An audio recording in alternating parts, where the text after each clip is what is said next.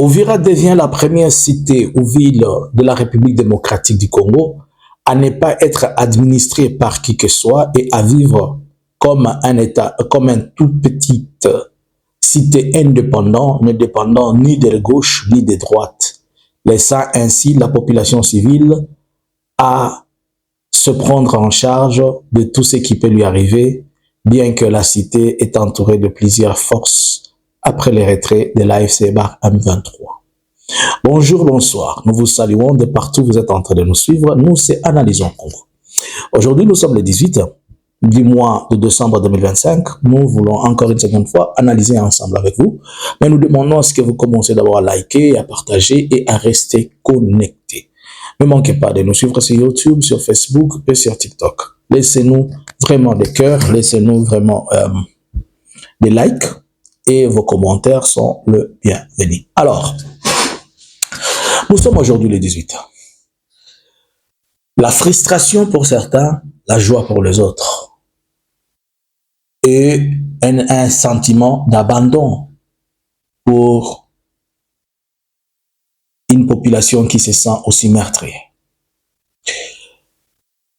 Hier, vers 16 heures, le mouvement a été plus remarquable vers 17h, 18h. Nous avons vu des troupes de l'AFC se retirer de la cité d'Uvira. En se retirant de la cité d'Uvira, l'AFC a dit, au travers M. Bertrand Bissimois, sur un tweet, et nous avons lu un autre tweet de Willy Ngoma qui a aussi informé que les troupes ont commencé à sortir et qui vont se poursuivre jusqu'à aujourd'hui. Ainsi donc, on a laissé Uvira entre les mains de qui? Entre les mains d'Uvira. Nous comprenons que les intérêts politiques sont plus importants que la vie de citoyens en République démocratique du Congo. Je peux comprendre, je peux dire que nous sommes en face de première retombée de ce que M. Félix a fait. Qu'est-ce que je vais dire? Je vais dire seulement qu'il était difficile de comprendre à tel point et à quel point la population congolaise était sacrifiée pour un deal qui devra faire plaisir à une seule personne. C'est lui qui a prétendu avoir fait un deal pour protéger la population. Le voilà sacrifier sa propre population. Alors, nous avons suivi, et tout le monde l'a vu, Uvira un désengagement unilatéral. Le porte-parole du gouvernement de la République démocratique du Congo, Mouyaya, a dit, qui sait si c'est vrai, où vont-ils, combien sont-ils, où ils partent, il a même douté. Bon, le ministre des Affaires, le porte-parole du gouvernement congolais appelle l'AFC répondant aux besoins du père et lui qui est le fils. Et le porte-parole des affaires étrangères du Rwanda se retrouve sur France 24, où il parle de la trinité du mal en RDC. Le gouvernement, qui est composé du père comme gouvernement, le fils comme le FDLR, ainsi que le fils comme le sentiment anti certaines personnes, et les fils et l'esprit comme les FDLR qui continuent à perpétrer le mal. À ce stade, nous nous retrouvons dans une confusion un peu forte. Pourquoi? Puisque Kinshasa, qui voulait que Uvira soit démilitarisé, et Kinshasa lui-même n'arrive pas à contrôler Uvira. Déjà, pendant la journée, il a été informé que la frontière lacustre, c'est-à-dire entre Uvira et Kalemi, elle avait été fermée. Et nous avons suivi le gouverneur de la province du Tanganyika qui a fermé la frontière et ils ont pris plusieurs mesures. Trop de mesures, au moins 4 ou 14 comme ça. Alors, maintenant que l'AFC a quitté Uvira, c'est après, l'AFC a des troupes qui sont vers Makobola, à 25 km, et ils ont déjà avancé. Hier, on parlait des affrontements qui sont en train d'avoir lieu au niveau du territoire de Baraka, au niveau du territoire plutôt de Fizi, vers Baraka. Et il y a eu beaucoup de Wazalendo qui sont décédés dans ces coins-là. On attend peut-être au courant de la journée d'aujourd'hui, nous allons apprendre que Baraka a cédé et tout ça. Bon, on leur dit de sortir d'Uvira. Ils sortent, mais en sortant, ils sortent ce que nous savons, ce que nous avons compris, ils sortent pour se relocaliser quelque part comme où c'est à Kiliba. Kiliba, nous sommes presque à 3 kilomètres à l'entrée d'Ouvira. Et si, tel que je vous l'avais expliqué dans une autre analyse, que si vous prenez la zone où elle sort, on dit en même temps que l'AFC garde des militaires au port de Kalundu. Elle garde des militaires au port de Kalundu, puisqu'il doit être sécurisé. C'est pourquoi même la frontière, la Clistre, elle a été fermée. Or, Ouvira a 3 portes. Elle a 4 portes, si nous pouvons dire. La première porte, celle qui vient sur cet axe dont je suis en train de vous expliquer, de Kiliba. Et c'est ce qui fait que vous venez soit par la route Sangue ou bien vous venez de Bukavu. C'est cette première route-là qui est en jonction avec la frontière de Burundi.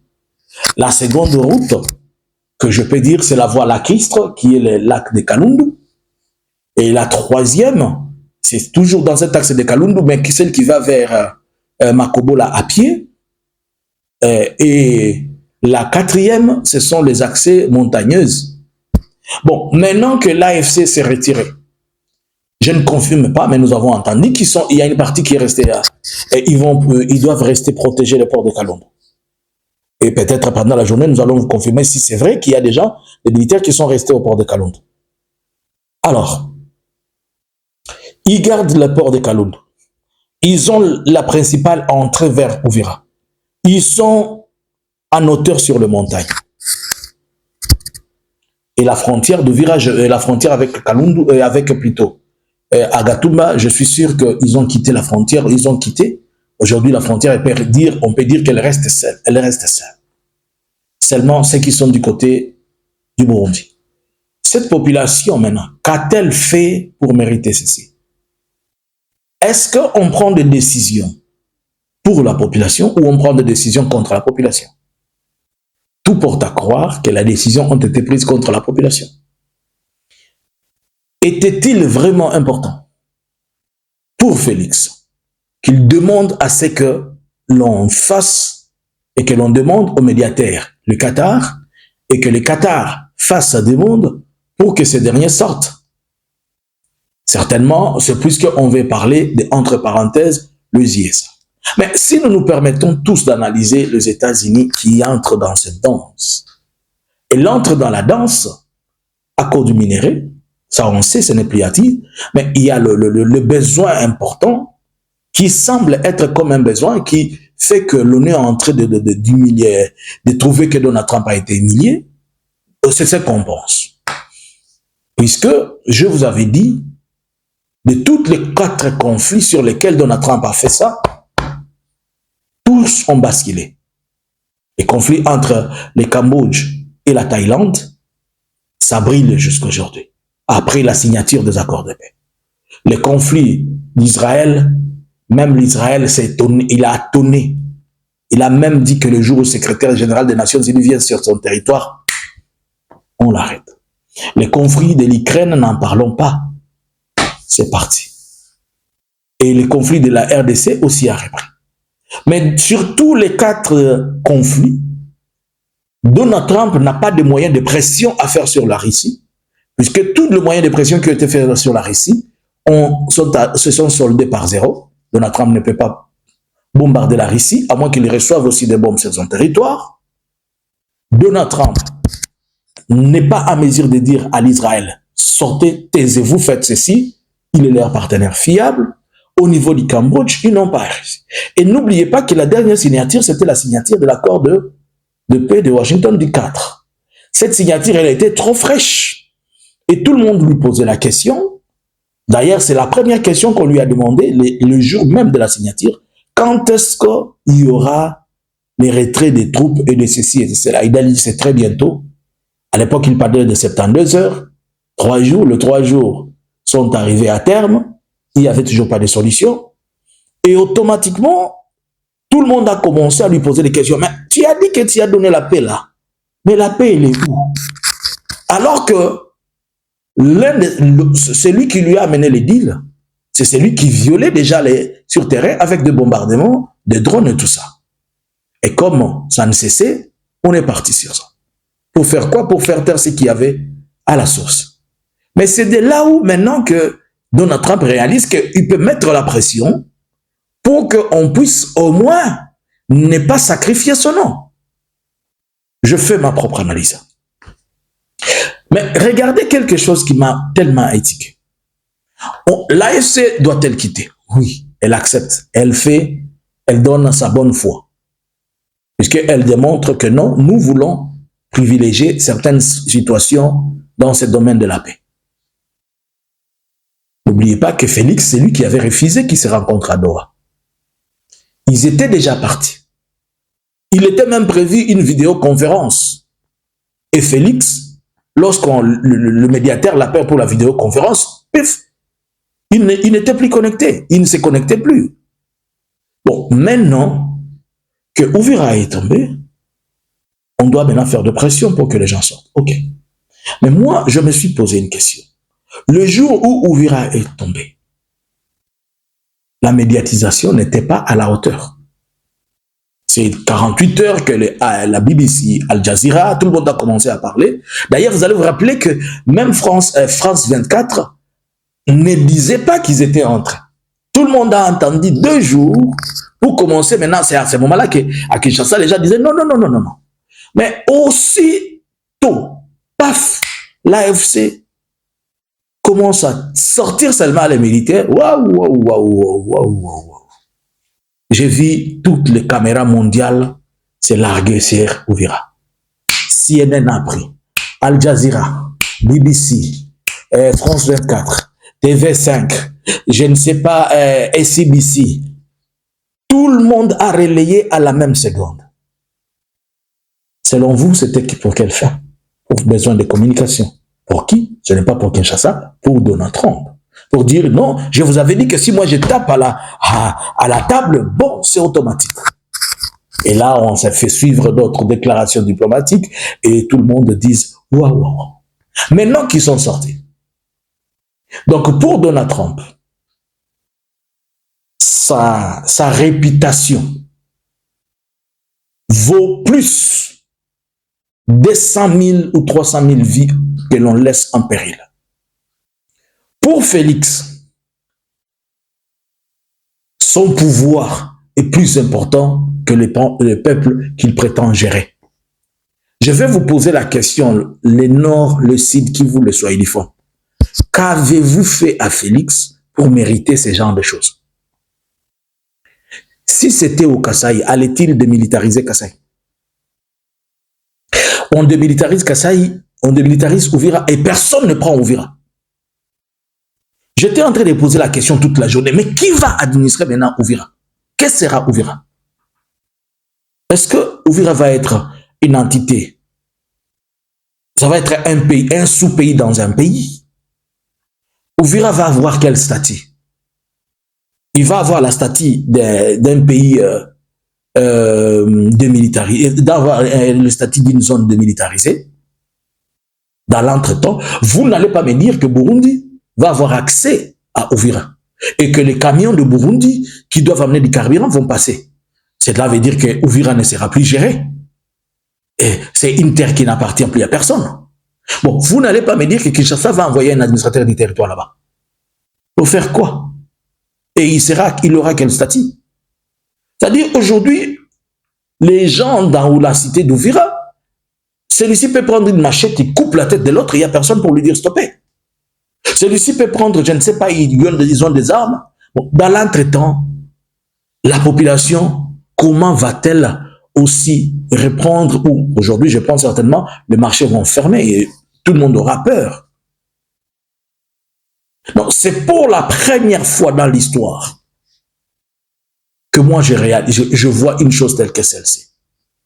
Vous comprenez pourquoi je vous avais dit que Félix, même s'il faut tuer 1 million de personnes, pourvu que ce soit lui qui reste président et pourvu que ce soit lui qui est là, ça lui suffit. Mais nous sommes en phase d'une situation qui n'empêche pas une autre situation d'arriver. Est-ce que ceci veut dire que les autres fronts ne vont pas avancer? Nous apprenons que l'Ouganda va organiser une réunion le dimanche pour faire asseoir le belligérant, pour réfléchir, par rapport à la question de l'avancée de l'AFC et de tout le reste.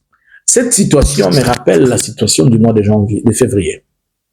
Lorsque Goma était tombé et que d'urgence, la présidente de la Tanzanie avait appelé tout le monde à Bujumbura, plutôt à Dar es Salaam pour des discussions.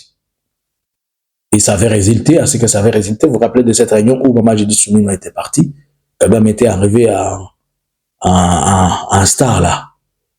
Mais maintenant, voilà ce qui se passe, c'est que on va se réunir d'urgence et on doit se décider d'urgence sur Rovia. Il faut trouver d'urgence des troupes, il faut trouver le statut d'urgence, il faut discuter d'urgence avec l'AFC, avec le gouvernement de Kinshasa et trouver compromis par rapport à la question d'Ovia. Et le Burundi, il doit aussi vite avoir solution puisque le Burundi est asphyxié par rapport à ce qui se passe. Donc, la journée, elle sera chaude. La journée, elle aura beaucoup d'événements et beaucoup d'éléments, mais nous allons encore revenir vers vous pour analyser ensemble et comprendre. Juya Donald Trump, batoto yetu bakufe. Mina wazia, bandugu yangu, nous avons été trop naïfs et nous sommes en train de payer de notre naïveté. Notre naïveté se situe sur le fait que nous avons laissé Félix nous signer un contrat qui nous crée des problèmes. Nous voilà en train maintenant de voir les conséquences de ce contrat. Livrer tout un peuple, et ça, ils s'en fichent. Vous n'êtes pas des Kananga, vous n'êtes pas des Mbujima, ils mourraient comme vous voulez. Il sait combien de Wazalendo il a laissé tout autour là-bas. Il sait là où il y a combien de FDLR tout autour là-bas. C'est un danger permanent pour la population. Je vais vous raconter une histoire. En 2010, je suis à Walikale Centre. Et j'apprends, il y a paix à son âme un colonel qui était mort, le colonel Chouma, que la MONUSCO demande à ce qu'on puisse concentrer tous les militaires pour question d'une mise à jour. C'était à cette époque-là qu'on devait créer le régiment. Je vais demander audience au colonel Chouma. Je lui pose la question, mon colonel, vous venez de démilitariser la zone depuis Kiboua, pour ceux qui connaissent. C'est presque 80 km, jusqu'à Walikale Centre.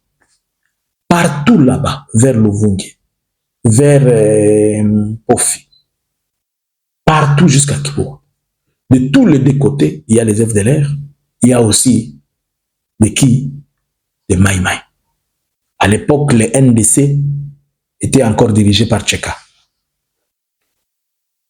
Et je lui dis, moi, je trouve un danger. Le danger, c'est lequel? Il y a risque que ces civils-là deviennent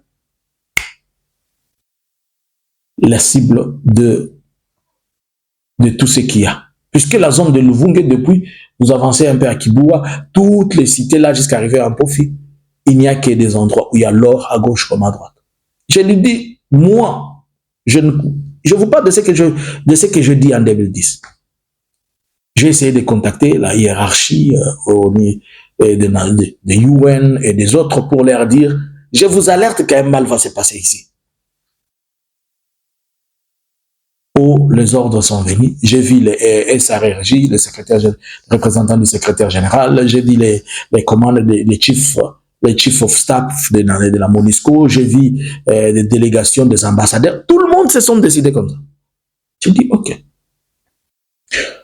En 2 jours seulement, j'ai commencé à avoir des échos sonores. J'ai pris mon laptop, j'ai écrit. Je pense que ce que je vous avais dit, ça vient d'arriver. Prions que ça ne soit pas ça.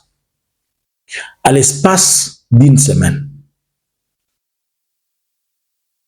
les informations sont venues. Le plus méchant j'étais obligé de rentrer dans cette zone-là. Moi, j'ai pris de l'escorte, je suis parti dans cette zone. Quand j'y arrive, j'avais enregistré en un seul jour, de 8h à 14h, 200 femmes violées. Par qui? Par le Wazalendo, communément appelé vos Maïmaï, les Maïmaï qui se font appeler aujourd'hui Wazalendo et les FDLR. Et je suis en train de me poser la question. Cette démilitarisation d'Ouvira, sans remplacement, tout peut arriver. Tout peut arriver. À Ouvira, il n'y a pas de carrière. Il n'y a pas de minerais à Ouvira. La seule chose que Ouvira regorge, c'est sa route principale là, et le lac Tanganyika. Il est tellement important pour Ouvira que la cité reste comme ça et que certaines personnes soient exposées. Tout celui qu'on va violer aujourd'hui, celui qu'on va tuer, il y a deux responsables. Il y a Félix, premier responsable de Donald Trump, second responsable c'est Félix. Ne comprenez donc vous pas que nous sommes arrivés à l'étape de la colonie, d'une autre sorte de colonisation. Il y a un remède, c'est la population. Bandugu, kama tufikiri autrement, kama tufikiri autrement. Huyu mtoto wa mama Marthe yatatuletea tena kwa bila tatukuba Swahili. Haiko na fasi nyingine. Kama turudishe akili zetu fasi moja, tabakia tuna macho yetu ya kulia. Kama haturudishi akili fasi moja, tabakia tuna macho ya kulia. L'AFC, ils sont à la fois politiques et militaires. Et personne ne peut s'en passer d'un pouvoir ou bien de la force que demandent les USA. Non, vous comprenez. Kinshasa ne peut pas s'en passer. Mais comment les USA sont arrivés? C'est puisque nous avons pris notre pays, nous l'avons fait les handover. Une remise et reprise avec. Donald Trump, on a tué 2 gardes de chez lui. 2. Ceux qui les ont tués, ce sont 2 garçons afghans. Il a chassé automatiquement, il a fait un décret, on a chassé tous les Afghans, ils sont en train de poursuivre tous les Afghans, et ces gens-là, automatiquement, on n'en parle plus. Mais nous, on laisse 300 000 personnes. Un garçon se sent à l'aise, il reste dans sa maison, et on l'appelle président. Est-ce que vous comprenez là où se trouve la faille? Vous comprenez là où se trouve le problème? Inabidi Waswahili niko na wazia kitu ingine, tuwaze kitu ingine. Bongo zetu zitumike. Munafurahi, munashangilia, aseme oh kama banaacha. Sasa nani anakabata Uvira leo? Nani njoko na Uvira? Haiko Tshisekedi, haiko M23, haiko Rwanda, haiko Burundi. Uvira nabakia ku Uvira yo peke. Eske mwami lengi njoo atajere Uvira sasa? Tuseme gisi mwami iko, kama mwami watamwelezea wanashughulikia, mwami iko na polisi zake kama 3 kama 4. Zile polisi ndio zitachunga mwingine. Sasa hii mwenye anaweza ingiza mwingine kisu Uvira, nani atamugangia? Moi j'observe et je regarde ensemble avec vous et on attend voir ce qui va se passer, mais la journée elle sera aussi chaude. Restons sur le qui-vive. La guerre n'est pas finie, je pense, mais la solution doit être trouvée. À ce stade, on doit trouver une solution, et aussi rapidement. Gardons les yeux fixés. Et pendant ce temps que nous aurons les yeux fixés sur Uvira, les armées vont parler ailleurs. Bonjour, bonsoir. Que pensez-vous? Analysins Congo subscribers.